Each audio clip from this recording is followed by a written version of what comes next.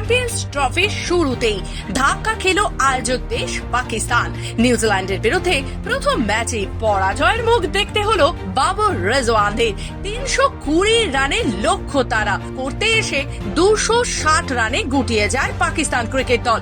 প্রায় দীর্ঘদিন পর আইসিসি টুর্নামেন্ট আয়োজন করার সুযোগ পেয়েও ঘরের মাটিতে প্রথম ম্যাচে নিউজিল্যান্ডের কাছে মাথা নত করতে হলো পাকিস্তানকে।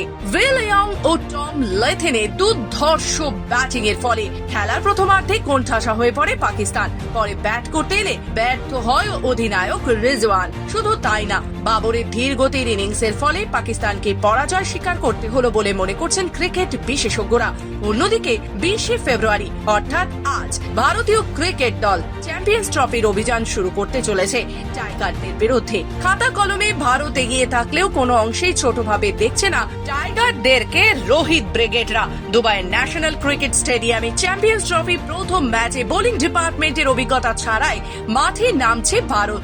দলে নেই বুমরা, সিরাজ। তবে কি বাংলাদেশের বিরুদ্ধে স্পিন অ্যাটাককে মূল অস্ত্র হিসেবে ব্যবহার করতে চলেছে গম্ভীর বাহিনী? অন্যদিকে প্রথম ম্যাচে কতটা জ্বলে উঠতে পারবে রোহিত বিরাটরা?